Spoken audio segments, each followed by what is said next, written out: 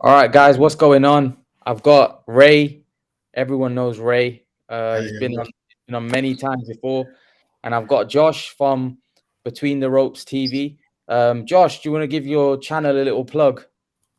Yeah, no, guys, check us out. Between the Ropes TV. Lots of great content, fight previews, reactions, lots of interviews as well. We've had the lots of Ryland Charlton, Chris Jenkins on, Guylis Mandloff, and obviously British champion Tommy Frank. So yeah, check it out.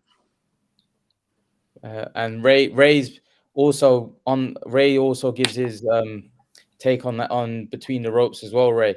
yeah. The boys have they got me on, and I'm really excited to be part of it. It's a growing channel. They've got some great content on there. They've got some big stuff lined up in the future, which we're really excited about. Yeah. I'm enjoying it. I'm enjoying the content, guys. It's good stuff. Nice one. No, appreciate that, mate. Guys, we got a massive fight. I know a lot of people were saying that, it's a fight that's two washed up men. Like I remember speaking to my dad and he goes, these are like two old men, fighting. It's a bit late, they should have done it a couple of years ago. But, as the fights got closer, it's massive. Like everyone's talking about it. I was watching Monday Night Football and they were talking about it on there as well. Michael Richardson there, yeah. So, it's caught fire. You know what I mean? It has caught fire. And I know, Ray, you didn't think it would be this big. You thought you were saying. I remember you were saying it would be on an undercard. I remember you saying. Yeah, I did. But I did think that once this fight gets announced, it would be massive. But to be fair, like I think it's going to be massive. I do. I think it's going to be massive. What do you guys think about it? What was your thoughts about actually the fight happening now? Are you excited? Not excited? What do you think? I'll let Josh go. No, I'm always been excited. Obviously, I think we'd spoke months ago on a previous channel briefly about it, and obviously at the time it was all hypothetical, wasn't it? That nothing was announced. But I mean, I'm a fan of both, but I am a big Kell Brook fan, and I feel like this is sort of that probably big legacy fight, more so probably for Kell. I think when they're both retired, and if we were sat here in 10 years' time, I do feel like with Khan's resume, he'll be one of those fighters that it sounds daft, but it's almost appreciated more when they're gone, if that makes sense. Yeah. But as far as it's happening now, I think there is a lot of talk about that. They're older men, they're past their best. But for me, the thing that makes it still a fair fight and an interesting fight is they're both at the same level. So yes, Khan's not quite as fast as he was, but the counter to that is Brooks probably not got the timing that he had. So it's still an even fight for me. It's not like we're looking at a 35-year-old man fighting someone who's 28 and in their prime. So I'm really excited about it. I really am. Ray? Yeah, it's surprised me, this fight. It's happening a lot later than what I thought it should be happening. I thought you could argue this fight could happen 5 years ago, even 10 years ago. But look, it's happening now. It's a lot bigger than what I thought it would be. I thought there would be no interest in it, and I was proved wrong, and I admit that. And Josh is right. This fight could go either way, really. I'm tipping Khan to do it, but I wouldn't be surprised if it went to Kell. I just think that both fighters are seriously diminished. They're nowhere near the fighters that they were 5 years ago, respectively. And you can talk about Khan's speed and his footwork, but then Brooks got timing, and timing always beats speed. But those key attributes of either fighter aren't there as what they were 5-6 years ago. So because at the end of the day, we are watching two fighters way past the best in a fight that we should have seen 5-6 years ago. So from that point of view, it's interesting. It's captured the British public. It's a sellout. I am surprised it's in Manchester because that's given more advantages to Khan. But and add together the weight as well and the rehydration clause. So it really is going to be a fascinating encounter just to see who has got anything left and who has the last laugh in this really long rivalry. You know what? Down the line, we're gonna talk about the weight because I want to talk a little bit about that. I think a lot of the weight. Let's discuss it now. I was gonna speak about something, but let's discuss the weight now. I don't know how I feel about the weight, because you know what? I feel like in my opinion, I know a lot of people.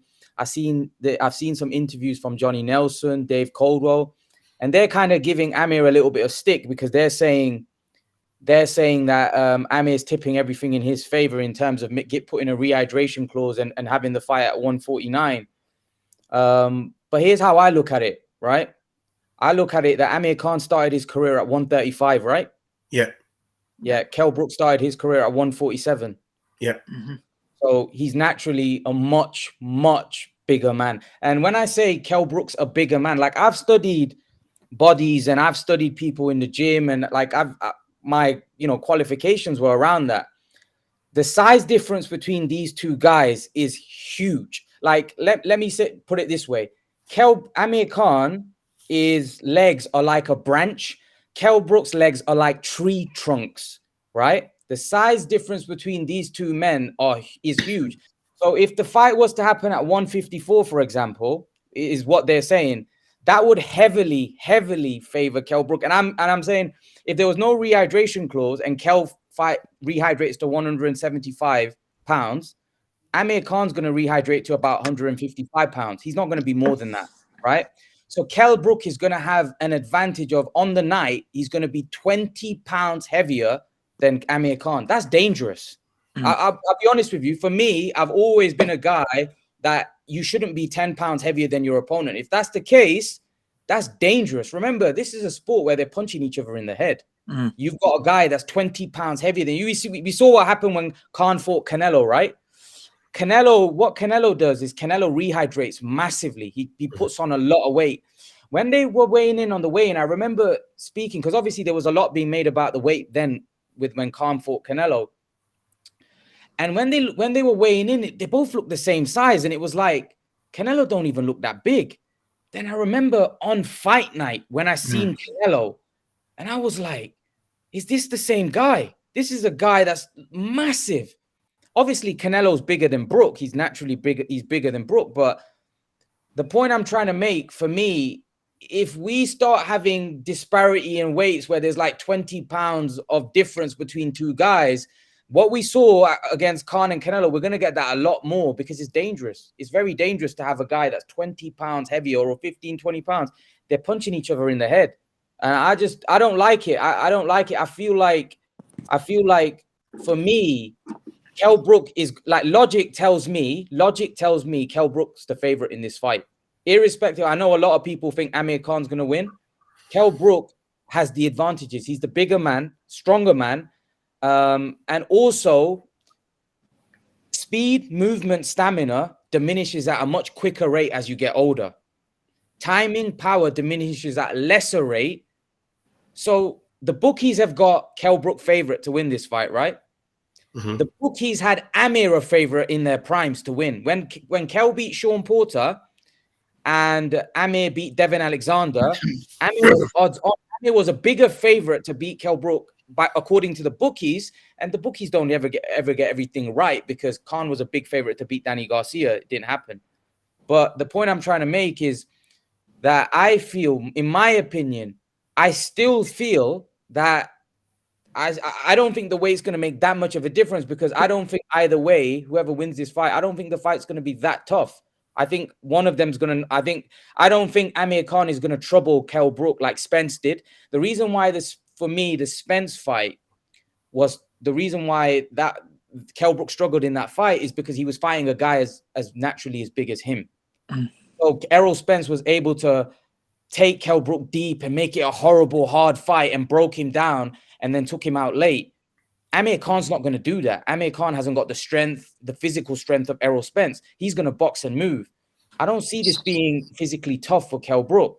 So I still feel logic tells me that Kell Brook's favored in this fight, because Amir's not fought for 3 years. He's diminished more. His attributes have diminished more than Kell for me. That's just my take on it. So I don't have a problem with the weight, because I think if you have the fight at 154 and let Kell rehydrate to what you want, I don't think it's a fair fight in Kell Brook. I think it becomes an unfair fight in Brook's favor for me. But that's just what.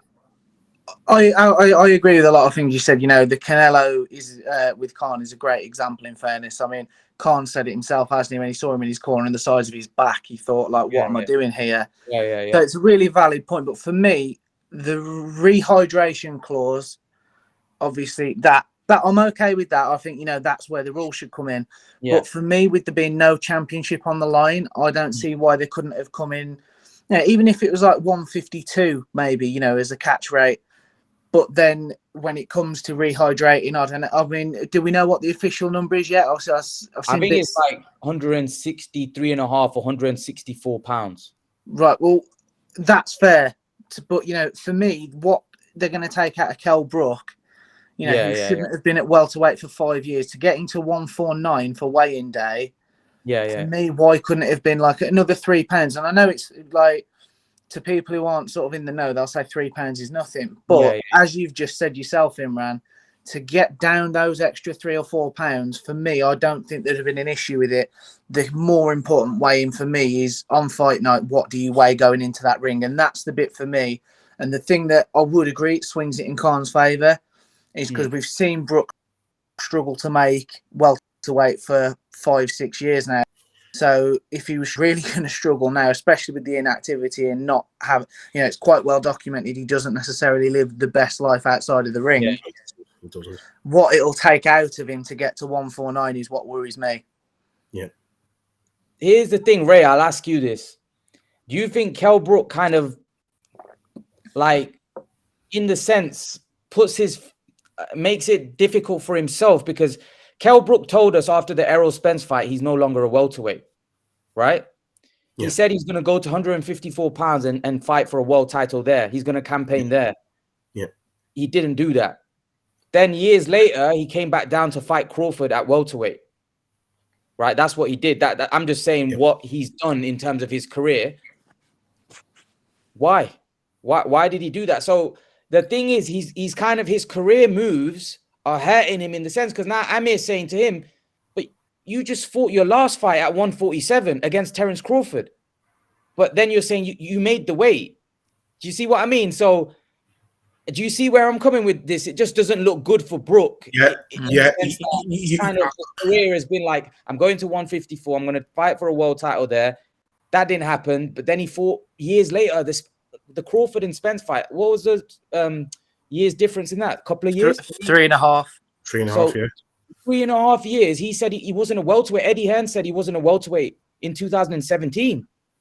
And Eddie Hearn said he wasn't a welterweight when he was having his mandatory defenses with like Jojo Dan, didn't he? He said like, you can't stay here forever. Yeah, and Frankie Gavin and stuff. And I just think, but at the end of the day, Kell Brook look at having advantages.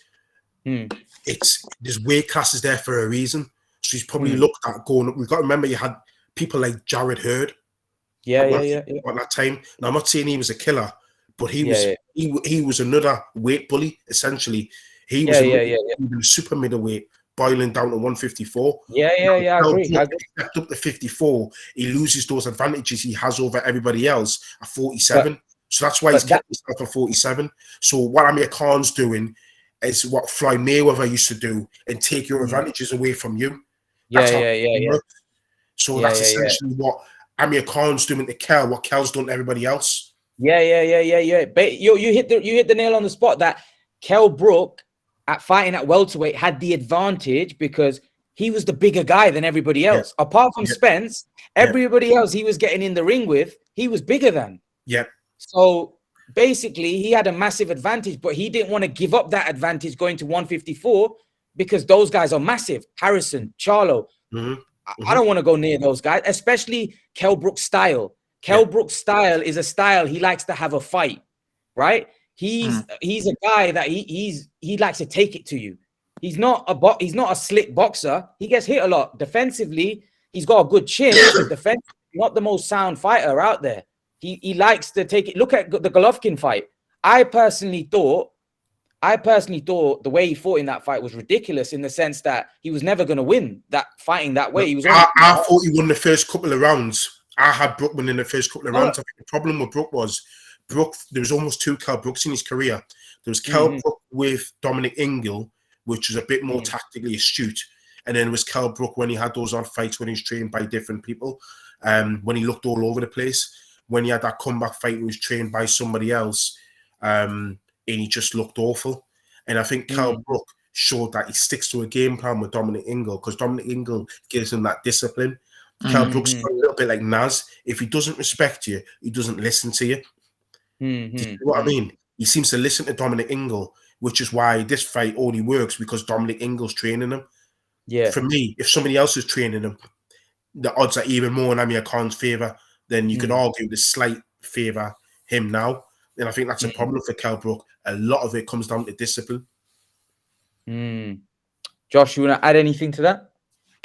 No, I'd agree. I mean, like I say, I am a Kell Brook fan, but obviously, you know, it's almost like when he beat Porter, I don't want to say beginning of the end, because he's actually gone on and had big fights since. But, you know, obviously there was the stabbing in Tenerife, wasn't there, which is sort of well documented. Yeah. Problems outside of the ring. And then I'll always defend him, because I do feel like he's been one of the sort of most avoided fighters of our time. You know, he was fighting Jesse Vargas for what felt like years, didn't it?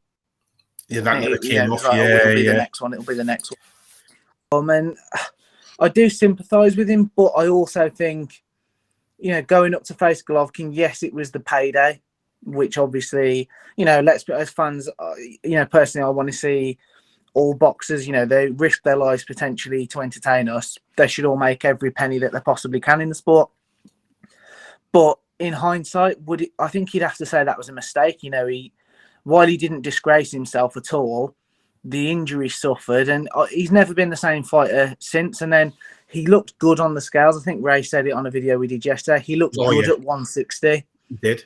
So to then boil him, I think that was the actual point for me. If he took the Golovkin fight, which he did, he had to accept 147 was never going to be a thing for him again, because to lose that muscle, because he was shredded at 160, to be fair, he looked incredible. Yeah. To lose 13 pounds of muscle, it's the end, isn't it? Yeah, I agree with you. Look how he looked, and look how Amir Khan looked when he fought at 155. Amir Khan looked fat. He looked horrible. Yeah. He looked horrible when he fought Canelo. Yeah. And look at Kell Brook, look absolutely chiseled. So that shows that the guy probably shouldn't have been. He should have never been fighting at 147. No. He should have been. No. And that's what I mean. He's done the same thing. And Charlo and Harrison and all those boys, and he just became a weight bully. He realised his advantages were better suited at welterweight. I think David Benavidez is a weight bully. I think Errol Spence is a weight bully. Kell Brook fits into that category as well, that they look to boil themselves down, get a massive. And what I want to say is about what Josh brought up. I want to talk about, for me, that Golovkin fight. Kell Brook had a fight with Jesse Vargas lined up. That was a unification fight. And Eddie Hearn persuaded him to take the Golovkin fight because the Golovkin fight was more money. Now, I understand if you're getting offered 4 million and the Jesse Vargas fight is probably offering you 700-800 grand. And especially Kell, unfortunately, hadn't had the opportunities financially like Amir Khan had. So for him, that was a lot of money. You know, that was a huge amount of money. But the point I'm making is sometimes you have to invest in yourself. You have to believe in yourself. Now, I believe Kell Brook would have beaten Jesse Vargas and become a unified champion at welterweight. So the point I'm making is now you're an undefeated, unified welterweight. Amir Khan was a unified light welterweight champion, right? You would have been a unified welterweight champion where the other champions are Mayweather and Pacquiao. Do you know who Jesse Vargas fought after the Kell Brook fight fell through? Manny Pacquiao. That's the fight that Jesse Vargas got. And imagine if Kell Brook had become a unified champion. I'm an Amir Khan fan. This could have happened. If he had fought and become a unified champion, he may have got the Manny Pacquiao fight at Wembley, because Pacquiao might have thought, you know what, this guy's a unified champion. He's undefeated. I think he wouldn't have got the Mayweather fight because Brook didn't have the profile, unfortunately, and Mayweather wanted to fight guys in the States. But Pacquiao probably could have been lured to the UK to fight in Wembley. And for me, and to be honest, imagine, and Amir Khan might have fought him then as well, because Amir Khan would have thought that this guy might go in. You know what the problem is, man? And I need to cut in there. There's a lot of probablys. There's a lot of probablys. There's a lot of whats and there's a lot of ifs. And in boxing, we all know you could be one fight away from never earning a penny again. So you got to remember, just as Josh said, he's a young man with not the best background growing up. Yeah, and he's been given an option for 6 million. I think it was 6 million for Golovkin. Yeah, and then you got $4 million. Let's just say okay, say 4, and then just under a million. Let's just call it $500,000 for Jesse Vargas. They're the only 2 guarantees. So it's probably you could argue, but if you take the Jesse Vargas fight, you could potentially make a fight with Manny Pacquiao. There's no guarantee Manny Pacquiao would fight him. So the only guarantee he's got is the Golovkin win. And I bet you the deciding factor would have been if you lose Golovkin, you're still world champion, and then the Jesse Vargas fight or the other fight is still there. And that's probably why he took the fight. I bet you if you had said to Kell Brook, if you take the Golovkin fight and you lose, you're no longer going to be welterweight champion, you would have took the Vargas fight.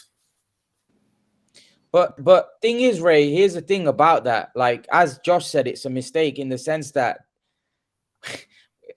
when you're going up and fighting a killer like that, because let's be honest, Golovkin was a monster. This isn't no ordinary. You're not talking about an ordinary. Oh yeah, he's no geezer. Yeah, it's basically like going. It's like someone telling you, "Yeah, I'll give you 4 million, but you've got to fight a bear." You know, it's like that for me fighting Golovkin. I'm sorry, he's a monster. Like, he's an absolute monster. And for me, basically, that's what happened. But that's what happened. It was like him fighting a bear, and that bear took away his eyesight. Basically, took away his sockets. You're saying if you were Kell Brook, no matter the scenario, you wouldn't have taken the Golovkin fight? No. We're humans. We're greedy. We're greedy. Yeah. So we all get. Yeah. A fighter will say, "Yeah, I can beat him." But what I'm saying is that's where your team comes in, right? The fact is, it's like if I'll say, you know what, I can beat that. I can go and fight a bear, and if you pay me 4 million, I can beat it. In my head, I think I can beat the bear. But people know that's not smart. It's not smart, and it wasn't smart.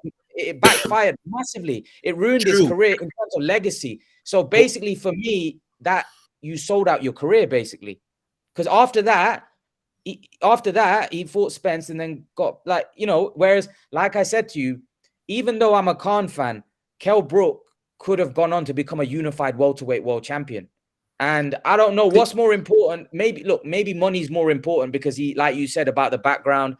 I just don't know though. I just think the money would have been there. If you're a unified welterweight champion, which I believe he would have beaten Jesse Vargas, it's not like you're fighting a guy where you're fighting Keith Thurman and you're fighting for 500-600 grand and you're like, am I going to beat Keith Thurman? You know, Keith Thurman's a monster. Am I going to beat him? You're fighting Jesse Vargas, where you would have been a massive favorite to win. It was in your backyard. Yeah, you got 600-700 grand. But then the chances are after that, there were going to be big fights. You're a unified champion. What are the chances that a unified champion don't get big fights, Ray? It's unlikely. It's unlikely. I think the stubbornness to stay in the UK as well, the fact that Sky Sports were using Kell Brook because Kell Brook was starting to become a bigger name. They didn't want him to go and fight in America because it didn't do well with their times here, because they wanted a pay-per-view fighter to fight at 9-10 o'clock. So they get more viewing. But then they're offering people like Frankie Gavin and Joe Jordan. And I just think Kell Brook had been managed poorly throughout his whole career. Even when he was under Frank Warren, he was having sort of like world title eliminator. And they seem to be going on forever. Never mind the Jesse Vargas stuff, which did go on forever. He seemed to be always being world title eliminators with the WBO. And then when he went to Matchroom, I thought, oh, okay, they're going to start taking him seriously. And they kind of mismanaged him again. I think Kell Brook's a victim of, similar to Kevin Mitchell, talents, but mismanaged. He didn't have the guidance that Amir Khan did. See, I defend sort of his team there, in all fairness. Like, I agree under Frank Warren. I think, I mean, it's a bit of a running joke, really, isn't it? Sort of Frank Warren fighters do well with the WBO, and it seems to always be WBO ranked. But in all fairness, like, he moves over to Matchroom, obviously gets the world title fight. And I actually, a bit similar to what sort of Imran said there in terms of he sold out his career against Golovkin, and I can sort of see where he's coming from. But in terms of the Porter fight, I think that made his career. Like, if he hadn't have gone and got stabbed and the issue's out, you think, I mean, especially now with what Sean Porter's gone on to do, in fairness. I know he's not won all the fights, but he has fought everybody of his era. Yeah. And Brook went and beat him in his backyard. I think that was the platform that yes, Sky were probably too harsh in terms of staying in the UK and the fighters, but let's not forget Bizier and Jojo Dan were, you know, it was like mandatory defenses. If you want to be a champion, and he was chasing the Khan fight then, and Khan had said, "Oh, go and get a world title." So he's gonna, you know, for an easy fight, he's gonna keep the world title, isn't he? The Frankie Gavin one was a disappointment, but as we said yesterday, in fairness, Ray, if you look at Frankie Gavin as an amateur, there's not really anybody better. So No, there's no one better than the him. fight does still make sense. But for me, it was then that was the turning point. Then, you know, he beats Frankie Gavin. That's where he needed to. He needs that step up, and that was the bit where it went wrong. But I don't know if it's fair to say we don't know enough about behind the scenes. I'd also say that was when the point there was more and more press coming out about he's not living the best lifestyle and stuff. So can we blame his team for that? Can we blame Hearn, Sky, or are we actually saying to Kell Brook, stop calling Amir Khan? Like Imran said, go and unify the division. Then if Amir Khan, as he's always maintained, he's a 147 fighter, right, there is no excuse. You know, if he's unified champion, come and fight me. And I think that's the bit where, as a fan looking in, his career went wrong. Maybe he's just financially motivated, which is why he chased Khan. Sorry? Ray and Josh. You know, the other thing is, Ray and Josh, you know, like the Khan situation, I think Amir Khan always looked at Kell Brook as beneath him. So in the sense that he always looked like Kell Brook never did anything in his career where he surpassed Amir Khan. Do you see, even though he won a world title at welterweight, which Amir didn't do, he never ever surpassed Khan, where if he had won that like what you got to understand is like when you're a unified champion, you're a unified champion. That's your title. Nobody can take that away from you. So irrespective, he might not have had the financial opportunities that someone like Khan did. See, Khan was stupid for me fighting Canelo because Amir Khan at that point was already financially well off. He was already made for life at that point. So he didn't need to fight Canelo. Like I even said at the time, fight Garcia or fight Brook, because you can beat those guys and you're going to get paid. Like he would have got paid a shed load of money against Brook or even Garcia. He would have got paid good money. So there was no need to take that stupid move. Like with Brook, he didn't get those opportunities. But still, I still think that the Jesse Vargas fight was there. It was there. Vargas wanted to fight him. I just can't. It's just frustrating as a fan because he should have become a unified champion. Imran, would you not argue though now, particularly with, you know, we talk about wins aging. Yeah. Who would you say his biggest win is? Probably Maidana. Yeah. Maidana. Would you not argue Maidana because of the fact that Maidana was a big puncher and people thought that Amir didn't have a great chin. So it's a good win from that sense. But I think Amir Khan had quite a lot of good wins, to be fair. That some underrated wins, like for example, Julio Diaz. Amir Khan beat Julio Diaz. Julio Diaz just drew with Sean Porter, who was Kell Brook's best win. And that's not even a fight that gets spoken about, you know, and Amir Khan's fought so many names, so many fighters. He's beaten so many fighters. But yeah, Maidana. No, I'd agree. To be fair, I'd say Maidana. But for me, well, overall, I don't think you can really compare the resumes. Khan wins that sort of argument, if you like. But for me, as in terms of a best win, I would personally rank Porter in his backyard above Maidana myself. I'm not saying it's a landslide. It's not, you know, it's not an easy one. But for me, Porter in Porter's backyard is a bigger and more impressive win. So we talk about like, well, what's Brook done that sort of surpassed Kell Brook? It's a world title at welterweight, which, as you said, obviously Khan hadn't quite managed, and it's in Porter's backyard. And you know, particularly with age, I think that is probably one of the best British away wins that we've had in British boxing. In fairness, I was TalkSport actually put a list of best wins from British fighters in the last 10-15 years. The best win was Tyson Fury and Vladimir Klitschko. Yeah. The second best win was Anthony Joshua and Vladimir Klitschko. The third best win was Amir Khan against Marcus Maidana. The fourth best win was Kell Brook v. Sean Porter. Look, I like Sean Porter. I think Sean Porter's had a very good career, and I think it was a good win. It was definitely a good win. But I think Sean Porter's had a lot of opportunities, and he managed to build a very big name for himself in the sense that he fought everybody. So his profile went through the roof because you fought everyone. He fought every single welterweight. But I don't know what Ray thinks, and I know Ray has his thoughts about Porter. When you look at Porter's career, every big welterweight that he fought, he lost to. Yeah, and even Ugas, I thought he lost that fight. His wins are against 140 pounders. If you look at his significant wins, Danny Garcia, and that again, a lot of people thought he lost that. There's many people that thought he lost that, but we'll give him that. That was a 140 pounder really coming up. Yeah, Paulie Malignaggi. What we've got to do with these ones is sometimes, even though looking at stuff in hindsight with a critical eye can be a great thing, can be a blessing, we've got to think of the context at the time. Okay, Porter win at the time was a very good win because, and I was saying yesterday, if you put at the context of that time, that was one of the best wins for a British fighter on away soil since Lloyd Honeyghan beat Don Curry. It was talked about in that bracket. So with time, I suppose you can dissect it and say, look, his record since then has done that. But don't forget though, the Maidana win, everyone fought Maidana in the 6 months prior to the Maidana fight. That Khan was avoiding Maidana.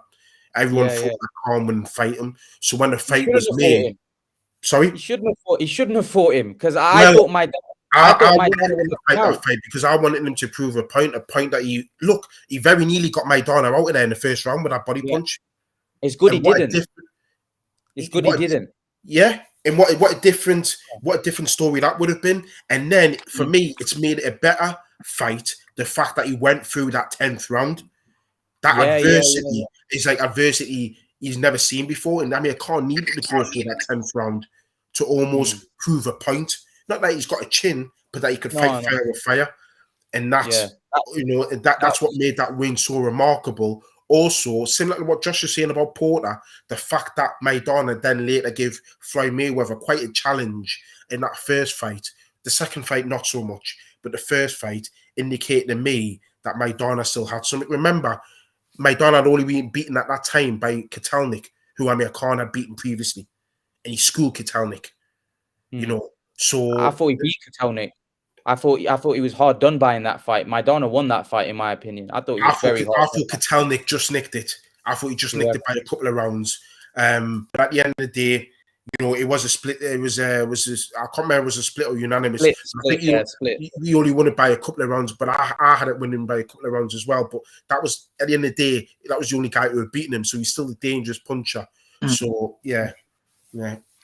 I think Maidana was very underrated in the sense that he didn't get he really after Floyd he didn't fight again. He kind of he'd had enough. That's probably motivation. I mean, he was very well rewarded, wasn't he? Yeah, he was. Yeah, he fought Floyd twice. People fight Floyd once and they've made loads of money. Yeah. But here's the thing. Look what Maidana did to Adrian Broner. Adrian Broner was a golden goose, right? I know we now look at Broner in a different light. But and the other thing I wanted to say about the Kell Brook Sean Porter win, do you think that was a case where Kell Brook, the reason why the win is held in such high esteem, because Kell Brook at that point was a little underrated, in the sense that he hadn't really fought anybody. So when he went over there and beat him, people didn't really. He was a massive underdog. That's probably because the American audience don't pay attention to Brits until the Brits land over there. So we didn't underrate him. We knew how good he was. I knew how good Kell was from 2008 when he beat Kevin McIntyre for the British over in Scotland and he disposed of him in a round. I knew he was a talent then. But the Americans don't consider that until you fight one of their own there. Then they may start thinking about how good you are. If you don't fight in America, they'll never rate you. That's the way it is. It's a difficult one when you talk about how rated he was, because for me, it's difficult when you add the American audiences because they don't really appreciate British fighters. No, they don't. I agree. I take it to Amir Khan, but that's because Amir Khan's had a few fights over there. If Amir Khan had foot there, we know how skillful he was and what have you. There's lots of British fighters that just don't get the credit from the Americans because they never fought there a bit too late. So in terms of this fight then on Saturday, I don't know. To be honest, I can't really say. Maybe because like I'm so heavily invested, just like Josh wants Brook to win. I want Khan to win badly. But I it's one of those fights where I reckon if he loses, I might not sleep for 2 weeks or something. Like literally. Do you know what, Literally Imran? that bad, like, it's that bad. I said that to a guy at work earlier. I was like, if Brook loses on Saturday, I don't know what I'm gonna do. I'm just gonna go and miss him for a week. Yeah. But now you were leaving. Yeah. I honestly don't know though. I genuinely don't know. Like, because I don't think I've ever not been so sure about a fight as this one. Like, I don't think, like, yeah, taking my biases aside, I don't know who wins. I genuinely don't know. I can't tell you who wins this fight. Ray, I'm being serious. I don't know. I think I'm going to stick to my original. I'm just going to go for Khan on the basis that, I mean, I watched it at the public. Said both of the guys aren't the same fighters they were years ago, but I'm just tipping Khan. I just think certain things are in his favour. So I'm going to go with him. I think he wins this fight using the little bit of speed he's got left and that damage. Yeah, no, and it really does. I said it yesterday, but it really does pain me to actually say it. I think Khan will just have that little bit too much speed and technical ability. And I think in fairness, I think whoever lands clean first, both Khan, obviously it's been a big thing about his chin. Brook's punch resistance in recent years has clearly sort of withered away.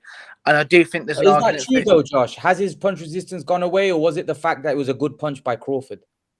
No, I think as soon as Crawford started, just his strength, really. I think, down at 147, I think as soon as Crawford started putting a bit of pressure on and coming forward, I just think it looked like a different fighter. He looked more physically dominated for me by Crawford than Golovkin in the early stages. Yeah, I think he's just too weight drained, and I just think it takes too much away from him. And 2 pounds, it's a help, but how much of it? That's why I say for me, the rehydration clause I'd have been more stricter on than what you're weighing in at. And it's a very, very smart move by Amir Khan and his team to get Brook to boil down to 149. I think that with clearly how Kell Brook is, every pound would help genuinely. Like, even if it was 150, 151, even that would just start and help. Like we see these horror stories of fighters in saunas an hour before a weigh-in. It just removes that possible risk. But so I think there's an argument for whoever lands first might win. I think it'll be a stoppage win either way, genuinely. But I do think Khan will just have a little bit, and I can see Brook getting stopped on his feet. This won't go 12 rounds. That's just... 100%. But just on that point that Josh made there, I think Crawford's switching stance made a difference. As soon as you switch stance, aggressor to control the ring, started to become the ring general. Brook didn't know what to do with him, And although you could see it was a well-placed shot, that was technique that had zero power in it whatsoever, and that's a worrying thing. That shot, a few years ago, wouldn't have troubled Kell Brook. Kell Brook would have stayed strong. His legs would have been sharp. As soon as he got touched there, that well-timed jab, really, that's effectively what it was. And it caused Kell Brook all sorts of trouble. I thought he was a bit gun-shy as well against Crawford. He hardly threw any power shots. It felt like he was worried about something, like he was worried of getting caught. Like he was doing well in terms of jabbing, but there was nothing behind the jab. No. There was nothing behind the jab, like in terms of like there's a jab, but I think in this one, I think he'll throw more because he knows Amir Khan's vulnerable. So I think he'll throw more caution to the wind. But then again, I don't know, like, is his eye sockets really that bad? Is the fact that if he gets, because that jab hit him in the eye, that jab hit him right here in the eye. So if he gets hit by a punch by Amir Khan, I know Amir Khan's not a concussive knockout artist, but he still stings, his punches hurt. Speed kills. Yeah, his punches hurt. Like, I don't know. I honestly don't know. But I think, like I said earlier, I think logic favors Brook because he's bigger. Khan's attributes would diminish more. So logically, that's why I can see why the bookies have got him favorite, because he's the bigger guy. He's been more active. And another factor for me is also, and I know obviously there's a bit of it for the cameras, but like on this Sky show with Johnny Nelson, I forget what it's called, but Johnny Nelson, he asked Kell Brook, how are you going to control your anger come fight night? And Kell Brook's answer was, that's a good question. And if you the look in his eyes, I mean, Amir Khan played a blinder for me. He was on the wind up. Yeah. But I just think Kell Brook's going to overcommit. And like you say, Imran, I think he's going to go out. He's going to throw more. And I almost think, as Amir Khan mentally beating him, like, the years of back and forth, has he given him the rope? And especially like the press conference, I thought that was 1-0 Khan. The show with Johnny Nelson, I thought, 2-0 Khan. I've not seen any of the coverage today. I'm going to go and watch it after this. But I just wonder, is almost sort of Brook beating himself, if that makes sense. Like, he's going to be too emotionally invested in it. Yeah, I think he's going to be too angry. And I think he gets caught and speed kills. I think that's how we could sort of see it go. I'm just, like I said, I'm a bit torn. Like, I don't see it like some people. Like a lot of people think Khan. A lot of people are saying Khan. Some people, a lot of people saying Brook as well. It's kind of like split in the sense. I don't know. I can't really be confident. It's not one where you can really be confident because they're both kind of like vulnerable. What do you think happens after this fight? Do you think both retire, or do you think if one has an impressive win, that they go on to maybe fight on? Well, Khan has said that he wants to fight Danny Garcia. Brook has said he wants to fight Eubank Jr. But that probably means that they'll probably want to continue. I think both have achieved everything they've set out to achieve. I don't think they're going to be winning world titles. I just think if they're fighting on now, it's for grudge matches. So Brook's grudge match, Khan would be Eubank, and Khan's would be. Crazy, right? That's crazy. That's dangerous for me. Is it crazy though when there's talk of Eubank possibly fighting Ben? So if what you're saying has logic in it, if Brook looks impressive, then if Brook's naturally bigger he's a lot bigger than Conor Benn, a hell of a lot bigger. Teofimo Lopez is bigger than Conor Benn. So if Brook, Eubank's a big middleweight though, Ray. He's big. Yeah, he's tall. He's big. Yeah, but why not if they can get a catch weight at say 156 or 158 or that's why not? Eubank thinks he's a mega superstar. He's not gonna. You think he's gonna come down for Brook and say, "I'm gonna come down to 156 for Brook"? No chance. It might be the biggest fight. It might be the biggest fight. Money talks. Yeah, because he's not going to get the Saunders fight because Saunders isn't going to come back. See, I think Saunders is done. Yeah, I think if Khan wins, and again, I don't think we'd see, but I'd love to see him in with Conor Benn. Eddie Hearn's got Conor Benn sort of doing this. I don't want to say tour of seasoned fighters, should we say, to be polite, but he's sort of built. Yeah, he's building the opponents gradually, and obviously there's talk of Chris Van Heerden. That's terrible, Chris Van Heerden. There is talk of it, isn't it? But in fairness, I watched a clip Eddie Hearn. And that was Jaron Ennis' last fight, in all fairness. And I know with the cuts, it was a bit sort of a strange finish. But I do actually agree with what they're saying. If it was okay for Jaron Ennis to fight, why isn't it okay for Conor Benn to fight? And I think there's an argument to that. But my point on this was, like, if he comes through that fight like we would expect him to, Amir Khan, for me then, if, say, Khan wins on Saturday, that would be a great fight for the British public. Be a big payday for all involved, but I do just worry how you're going to convince Khan because, as you said, he's earned a lot of money throughout his career. That sort of, if he's only interested in the money, he'll take it. Otherwise, you're not going to take that fight if you're Amir Khan, are you? Because he's been there and done it. Yeah. Why would you want to get beat by Conor Benn? Why are you going to give this up and comer the rub, if you like? Yeah, I reckon if Khan's going to fight on, it's going to be someone against like Danny Garcia, where he can settle a score rather than Conor Benn. Yeah. His personal kind of grudge. Yeah, you know what I mean?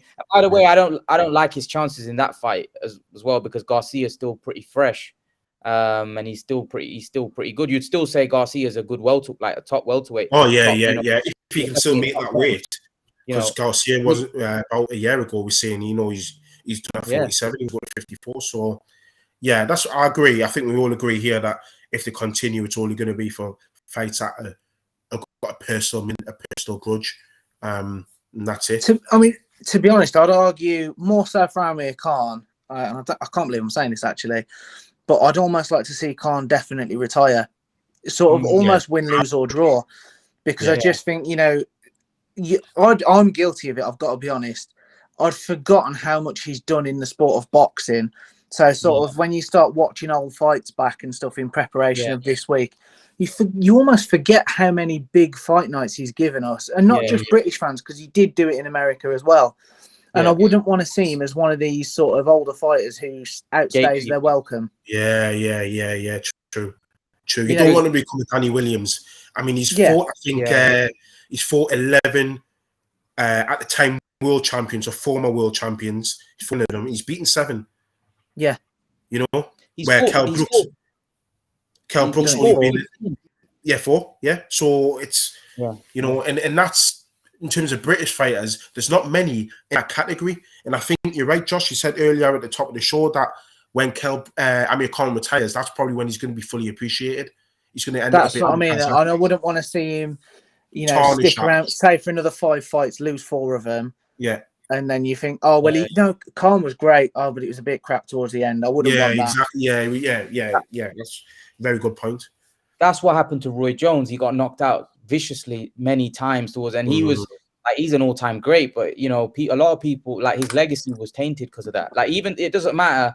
Look, David Haye towards the end, he got knocked out to Bellew twice. And David Haye was like, his body was falling to pieces, right? You know, I don't know why he came back. His body was, he was shot to like these two aren't as shot as David Haye was. David Haye was shot to, like, he looked great, his body looked great, but he was in bad way. But I want to ask you guys a question, like, and I know Ray's gonna get rage with this when I tell you this, and I know Ray's gonna just get angry. Sean Porter did his top 10 welterweights, and he put Conor Benn as number 7th best welterweight in the world. What, right now? Right now. Oh my God. And Ray, you were saying Josecito Lopez beats Conor Benn. Yeah. In my opinion, yeah. Sean Porter had him number 7 best world, after he had, you know, the usual Ugas, Spence, you know, all the usual guys. And then he had Jaron Ennis, number 5, I think Virgil Ortiz 6, and Conor Benn number 7. And I was like, and then he had, you know, Stanionis and all those guys. Yeah. After him, he didn't even have David Avanesian. He didn't even have him. Like, fair enough. I even told you I don't think David Avanesian's probably not even a top 10 for me. I think there's 10 welterweights possibly better. But he had Conor Benn number 7. I don't even think Conor Benn beats David Avanesian. Like, no, I don't. I can't believe it. I can't believe it. And it just shows what good promotion does. I'd argue that, but with this whole David Avanesian talk, I've got to be honest, it is doing my absolute head in.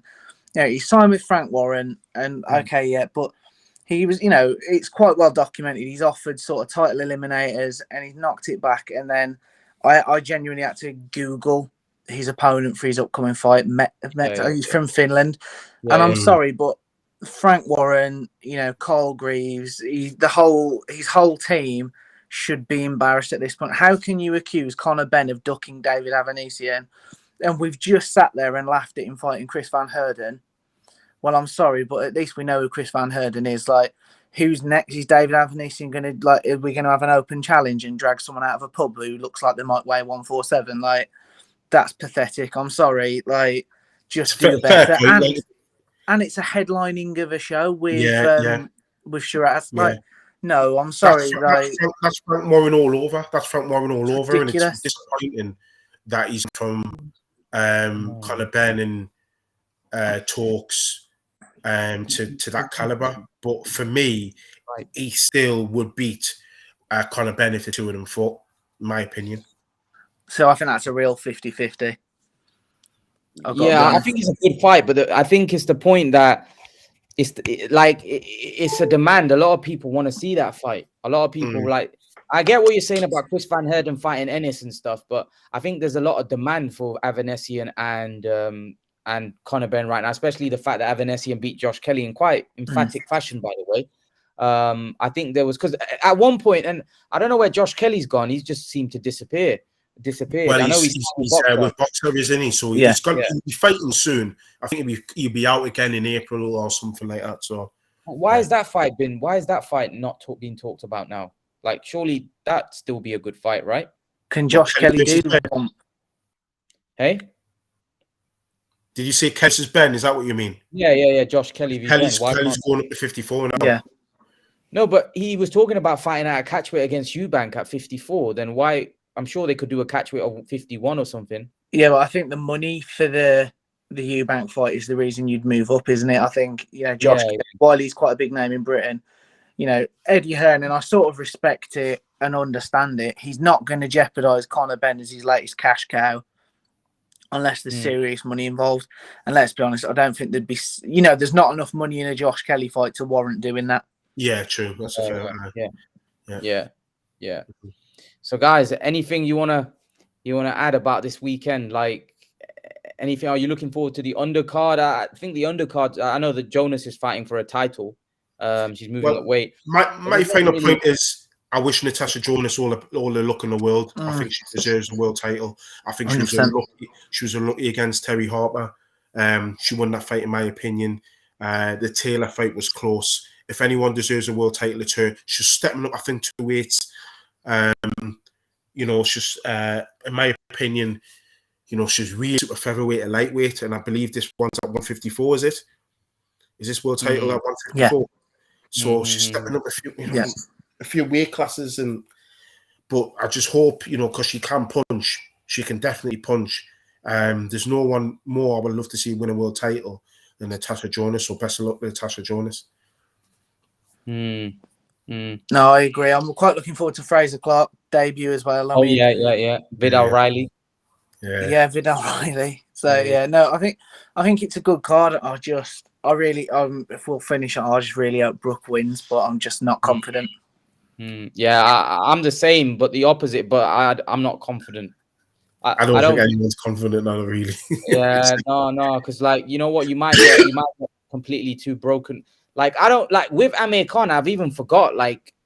You remember what he was of old, but you don't really you can't really remember what he's gonna look like. I saw him against Dib. Like, my dad was saying the other day to me that, because he really looked that good against Dib. You know what I mean? And now he's 3 years old. That was 3 years ago. Like, but what makes us think he's gonna look good now? And that guy, Brooke hit Golovkin with some good shots, and he goes that just say if he hits Khan, we know that he can't really. We know that he's not the most durable guy. So he was kind of saying that I don't know. I don't really know what he can do at this point. I actually spoke to one guy at the gym the other day, and he goes, I can't really see Amir winning this fight. He's old now, and his speed and all of that is kind of gone. And he goes that Brooke. He's a much bigger guy. So I don't know, to be honest. You know what? I'm kind of so nervous about it. I don't want to, because you hear some people and then they say Khan wins and you feel good. And then you hear some people say Brooke and then you get nervous again. It's kind of like, I just think we need this out the way now, innit? Because it's been dragging on for a very long time. And I think after Saturday, whoever wins, we can kind of I know if Khan wins, Brooke fans will be upset. If Brooke wins, Khan fans will be upset. But I think then we can just move on, you know what I mean? And it's kind of like an end of an era kind of thing, because it's been going on for very long time, very, very long time. Until the rematch happens. Maybe, who knows? Just say we get a cracker. Do you think there's a possibility there if we get a cracker where it's back and forth? I don't know, because that opens up a whole different kind of wounds, because it depends on who wins. If Amir Khan wins, there's no way he's going to give Kell Brook a rematch. I'll do that now. Oh yeah. No chance. I don't think that sort of fight's possible for either man at this stage of their career.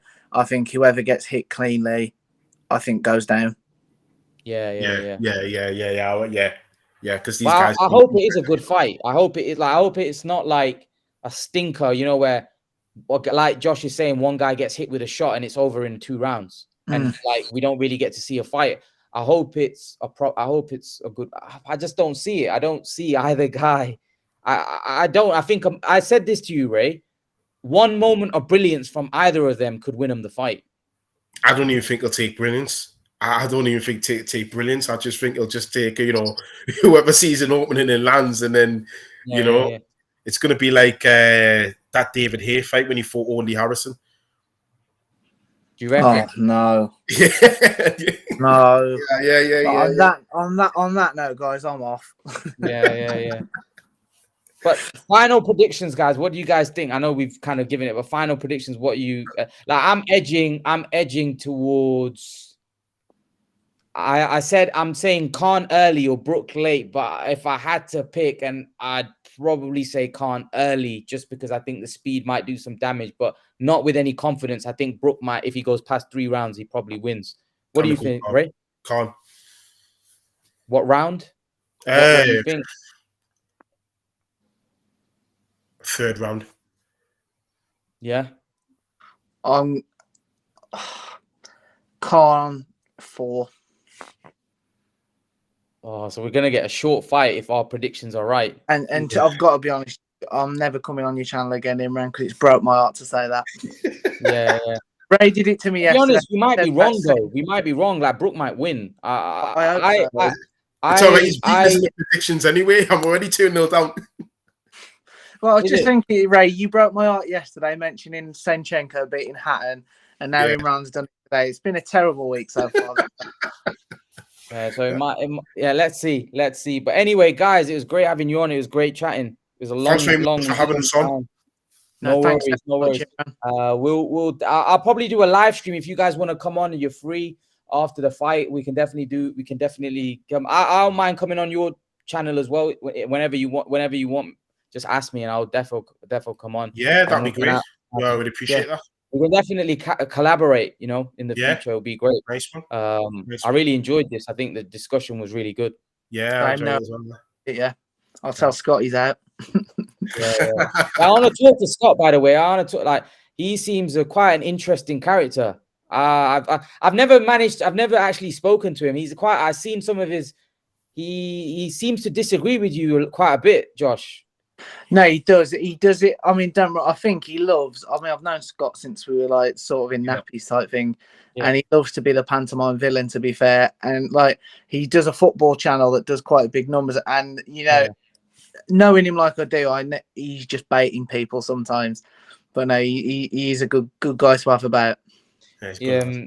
Yeah, great stuff. But yeah, guys, take care. Enjoy the build up to the fight, and we'll definitely speak soon. Nice legend. Thanks so much, Imran. Take care, guys. Bye, mate. Bye. Right. Nice one, Sean. Yeah, cheers, Ray. Take care.